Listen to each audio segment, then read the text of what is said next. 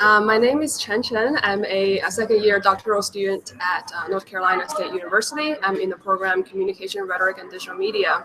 So I will be talking about some of the social media research I've been doing for the conference. I have a poster that's currently set up, and it's a project I did on Facebook groups in the RedCom field. It was a project I did for a social science kind of class, where we got to practice research methods from the social science field and apply that to our own research projects. And so I wanted to look at the way we use social networking sites as an informal platform to communicate and to build our discipline and build the networks in our discipline. And so with a limited time, I wasn't able to do sort of in-depth analysis of people's orientation of using those tools, but I did a content analysis of 3 selected groups. Those are very typical, as I've seen, because I've participated a lot on those conversations. The 3 types of groups that are mostly common on Facebook. One is based on an already established organization, which is Council on Basic Writing, and one is based on a journal publication, pretext, and the third one is based on a subject in the field, material rhetorics.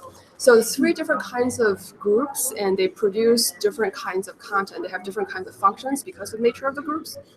And so I looked at all of their posts and comments from 2014.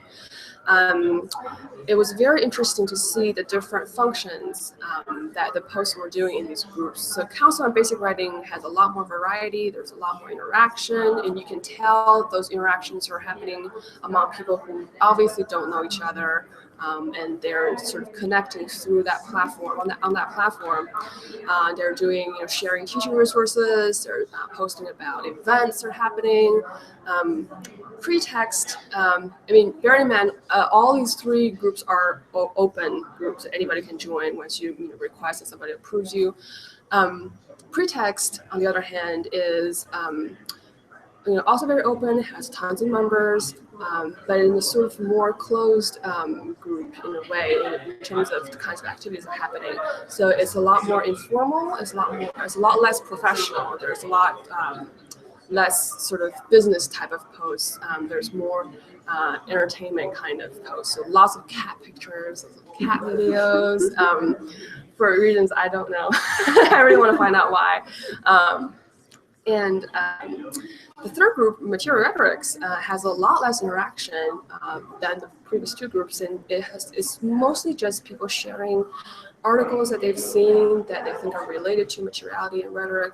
And I'm thinking there's a lot of what I coded as thought-provoking kind of post, which is where you look at that and you think about how, oh, this is interesting, maybe it will relate to some of these things I do, but they don't comment, or there's no need to comment. So from a researcher's perspective, I'm doing content analysis, I can't see that, right? I couldn't tell that. So the conclusion to all that sort of content analysis was that people are largely passive actors in these groups. So a lot of activities are happening, I don't see, they're not published on Facebook, right? So it's interesting to delve further, and there's a lot of limitations too on social media when you're not doing IRB-based research, where you obviously can't see if people are friends with each other or whatever. But that's another thing that's interesting to me, to see, are you actually making connections with people online that you don't know offline?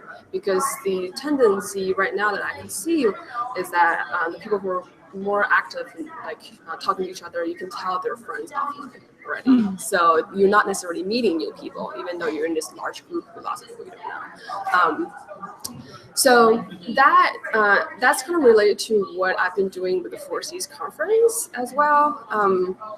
I've been monitoring, actually activated my Twitter account for the conference. It's the first time I came to the conference 2 years ago, and I realized everybody was tweeting. So like, okay, I'm going to start a Twitter account. And so that got me interested in, again, that's another kind of informal scholarly communication on a social networking site. And so what are we doing there? Are these tweets any useful? Do we read them afterwards, or do they lead to collaboration? It's a knowledge production process that no one pays attention to. So I started archiving tweets last year. And I shared my archive on Twitter. It's open; anybody can go and download it.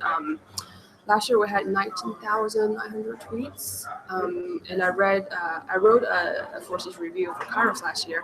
They had somebody else wrote a review on the Twitter scene as well in 2013, which was 2 years before. The total tweets of that year was 8,000, so it's 11,000 increase over 2 years. So I don't know how many we're getting this year and what I'm going to do with that data. But it's very interesting. You can obviously see a lot of discussions happening on that platform in time. And a lot of connections are being made. I've met many people in the past 3 years of being on the conference that I've met on Twitter, and then I meet them in person at the conference. So I think it's very interesting to look at how we construct knowledge in sort of an informal way outside of the formal publications, because this is where the genesis of knowledge is, where it starts, and then it leads to the actual publications. So, yeah.